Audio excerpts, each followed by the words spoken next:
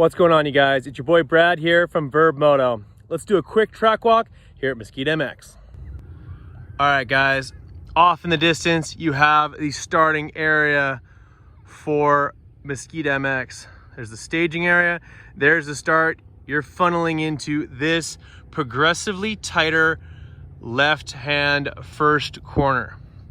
So this is pretty wide, and on the outside, it's actually quite firm. But as you try and grab those inside lines, you can see it's pretty soft, but it does tack up. They have great soil here at Mesquite. And like I said, this is a progressively tighter left-hand first corner. I've seen a lot of good starts come from the middle to the inside. Guys hug the inside, and honestly, if you're on the outside, on the first corner, more than likely you're going to end up getting pushed out. But keep in mind, if you do get pushed outside, you've got that berm, and it is very firm on the outside here, where you're going to be able to hook up and rail around the outside. So if you don't get a good jump, don't worry about it. After the first corner, you've got a straight section here. There's no jumps, no nothing. It is raised a little bit on the right side. But honestly, I've seen, especially on the first lap, I've seen most riders funneling towards the outside of this corner. But know that later on during that moto, or if your moto is later on in the day, they're going to develop some really, really nice lines on the inside of this corner. There's usually 4 or 5 lines that develop on the inside of this corner. And that's basically something you can say about almost every corner here. As you can see, it's pretty soft. You might even be able to hear my feet a little bit squishing along, and you can kind of see a little bit of standing water. They're allowing a lot of this soil, this moisture to get down deep into the soil. There's going to be 6 to 12 inch deep ruts in like at least 4 or 5 deep on the inside. And then you've got my line, the vet line on the outside. You've got the crown molding on the outside to make sure that you get the bike moving in the right direction. Otherwise, you go over, you get to check out that tree over there. All right, ladies and gentlemen, after that little short straightaway, you're gonna want to either cut deep on the inside of this corner, leading up to a pair of, I don't know if you call them tabletops, a pair of jumps. Both are honestly pretty easy. This one's a step down, and the one after it is a step up. You have, in the middle, you have maybe Mesquite MX's version of gravity cavity. I'll show you that in a second. But you're gonna come out of this corner. Honestly, I see a lot of the top end guys railing around the outside of this, and that always turns out to be a pretty nice line heading towards, like, you're gonna keep your momentum up and you're gonna head out this way. This stuff right here doesn't get too rutted up. On this portion right here, you always have some pretty deep ruts. So you're gonna navigate that, and yeah, maybe a great place to make a pass. Check out this chocolate cake. This stuff is awesome. I love the soil here at Mesquite. It's got some clay, it's got some sandy components to it. This stuff's gonna break down. It will stick to your bike a little bit, especially early in practice. But yeah, this soil, this is an embarrassment of riches right here. Great stuff. Okay, as we crest the takeoff of that first jump that I had mentioned, so you're coming out of this corner here. Like I said, honestly, this portion of the corner here is probably your best option to create some momentum coming out of that corner. You're gonna take off of here. So you might think this is actually a pretty small jump, and for a lot of ways it truly is. But as you send it a little bit further down deep, you can choose to land here and you're gonna be nice and smooth. Or, as you can see, the landing has a little bit of 2 stages to it, and the RMX crew has actually dug things out a little bit to create what I would consider to be kind of like a little bit of a gravity cavity effect. Where you drive deep into this, you feel the suspension kind of G out a little bit under load. Maybe you've contacted our friends over at 891 Suspension and Performance. Heck, maybe you had Money Inc. dial you in. Either way. So here's the section here. You're coming down off of this tabletop, like You can see the takeoffs over there. The sweet spot of the landing's right around here. And then, honestly, I was riding this track on Saturday, and it's actually very easy to do this next jump. Once you've cleared this first one, the second one's pretty much automatic. You have enough momentum, and you're gonna hit this small step up that leads into, I think they call it Talladega's Corner. There it is, guys, Talladega Corner. This thing's pretty neat. You're gonna come off of this jump right here, you're landing, and immediately onto the binders in order to maybe grab the inside line on this corner to protect the inside, or maybe you go up top where there's lots of traction and create some of that momentum. You may be able to grab the inside line on the very next corner. So like I said, guys, it's a bit of a step up. There is a little bit of a downgrade here for you to be able to land smoothly. And then you have options. You're either gonna go to the inside of this corner here, cut things off nice and close. Of course, there, if you're gonna go inside, you're gonna go inside again. Or if you're gonna go all the way to the top, grab some momentum and then head and try and like squeeze somebody off on the inside of that corner, that might also be your option. Or like me, you just go outside to outside, keep that momentum up. That makes this uphill coming up a whole lot easier. So you've made it through Talladega's Corner, and now you have some options. Inside, it's nice and soft. You're gonna have some waist deep ruts in here. You're gonna be up to your pegs. Like I said, they've got great moisture here, and they've been watering this track like crazy. They also got some rain earlier this week. So these sections right here where it's nice and soft, those are gonna be those awesome ruts. If you're as talented as I am not, you can grab these ruts and head up that hill. Otherwise, you're out here grabbing that berm and heading on up the hill. Maybe give up a little bit of real estate, but you gain a little bit of momentum as well. All right, I'll try and give you guys a little bit of reference of how steep this is. Camera never does it justice, but know that we're not traveling too far, but we're already starting to gain some elevation here. And I do apologize if the rest of the video is performed a little bit of shorter breath, because this hill is not short and I am out of shape. So I was gonna skip this part, but I thought to myself, no, the view from the top of the hill is breathtaking, and I wouldn't be doing you guys a good service by not showing you the top of this hill. So we're gonna go up there, we're gonna talk about it, we're gonna catch our breath, and like the many racers, the 750 pre-entered racers for this weekend, we're gonna head down the hill. So thanks for watching. As promised, we went up that hill. It's pretty gnarly. Honestly, you can kind of tell how steep it is. Perhaps not as steep as one of the hills at Arnay, but pretty steep all nonetheless. When you get to the hill, you might see one of the local fast guys. Gavin's up here checking things out, getting things ready for the weekend, and he's gonna do his best to show out for the fans in the A class. Goes a whole lot faster than me, but he did promise to teach me a few things about riding a dirt bike, so watch out, coming to an A class near you.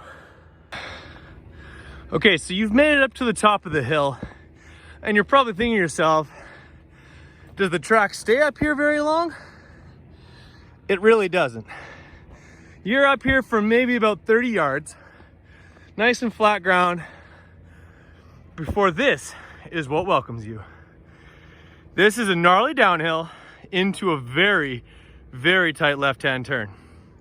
I've seen a few different options. I've seen some riders kind of hug the right-hand side and then angle in towards this. This sort of opens up the corner a little bit. I've also seen some riders that come onto the left side and actually angle towards the outside and carry their momentum. The choice is yours. The life is full of choices. This is one you're gonna have to make on your own.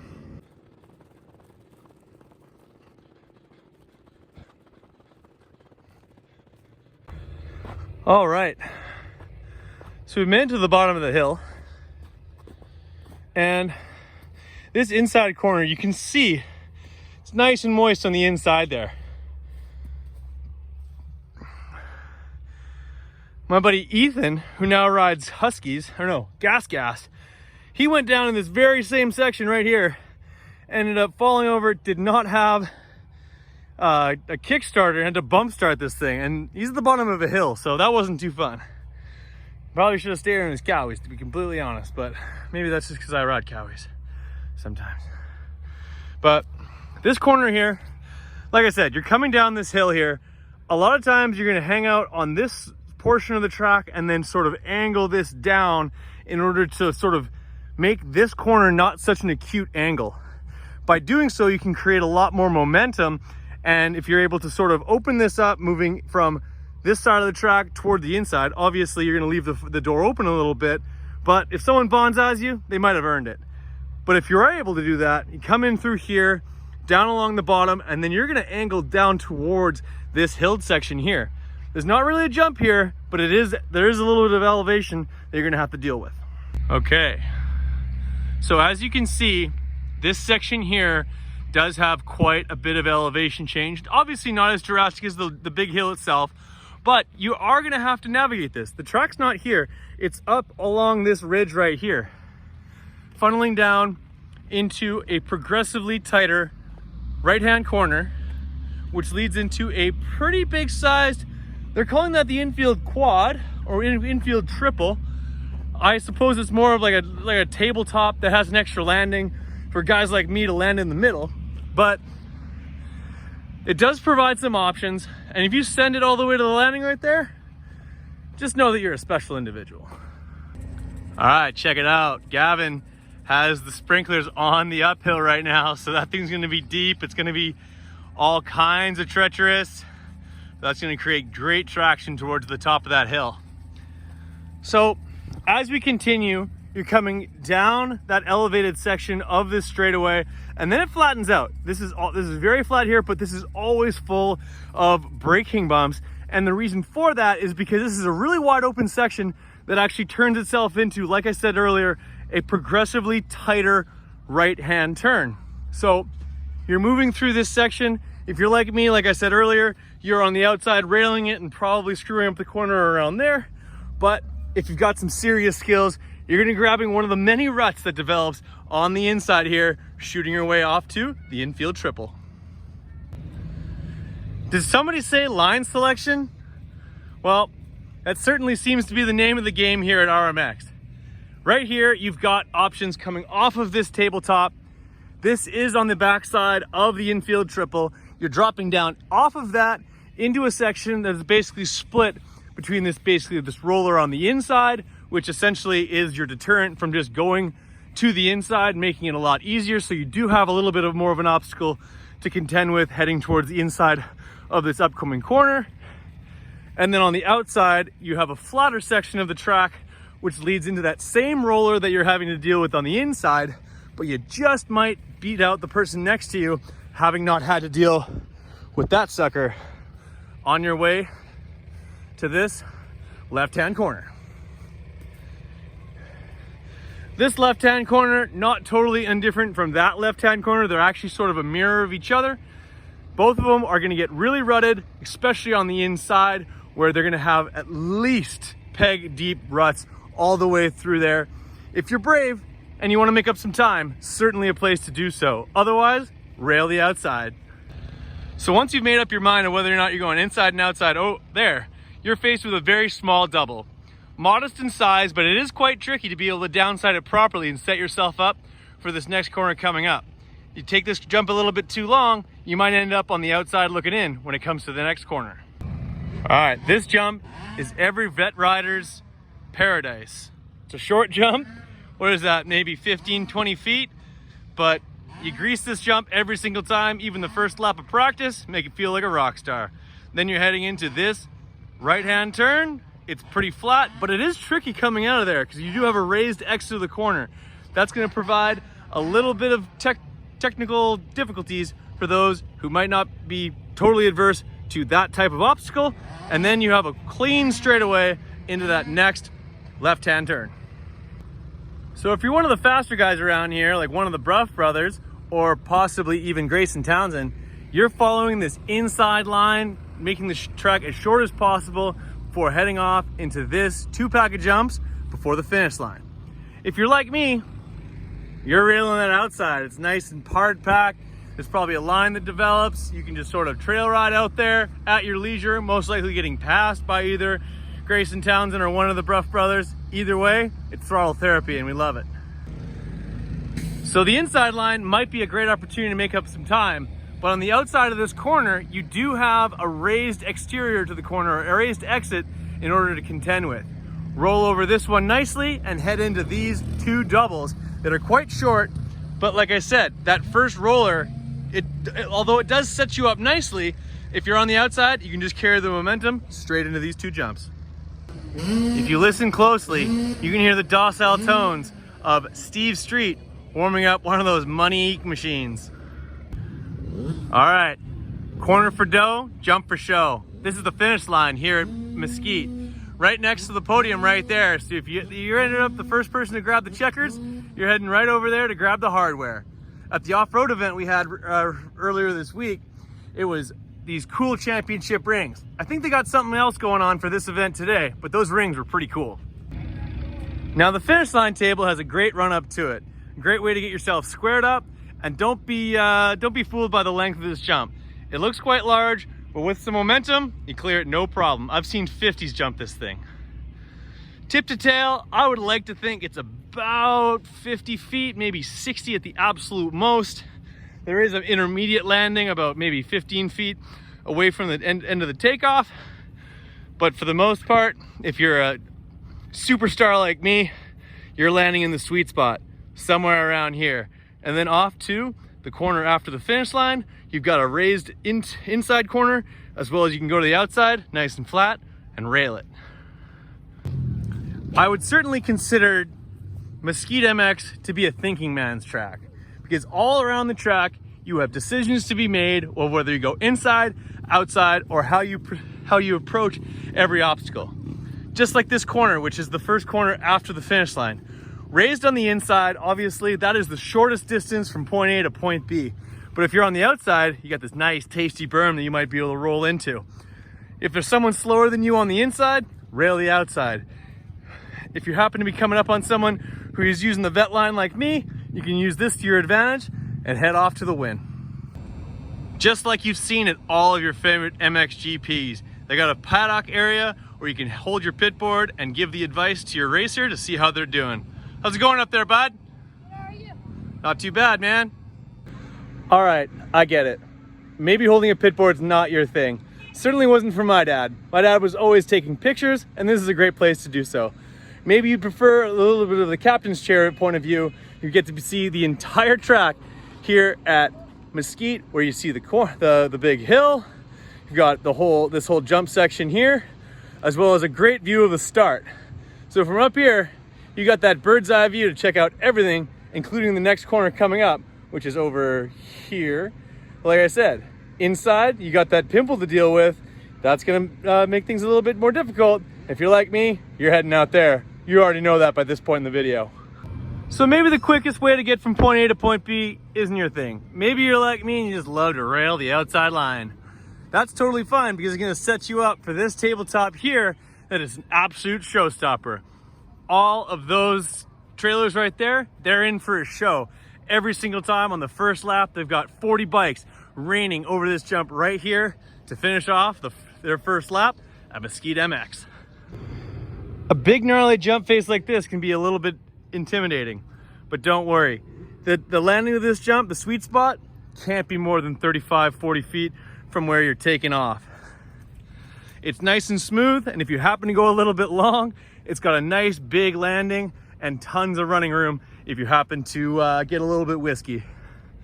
So as you can see here, you're gonna land here, and that turns into a very progressively tightening, sweeping left-hand turn that joins up with where the start lines up with the rest of the track. So that's a lap here at Mesquite MX. Check out this absolutely gorgeous facility. We're about to get a gorgeous sunset here. If you're not here, you need to get here. This is what it's all about. Throttle therapy at Mesquite MX. First and foremost, I want to thank you, the viewer, for checking out this video. And I also want to thank everybody here at Mesquite for having me out. I'll be the guy on the microphone getting your names wrong all weekend long. I appreciate it if you guys do watch, and I get your name wrong, come on up to the announcing tower, because I want to get it right. If you watched this video and you liked it, please like, subscribe, and leave a comment if you would. That would be awesome. Helps the algorithm. So have yourselves a great rest of your day and go get some throttle therapy of your own.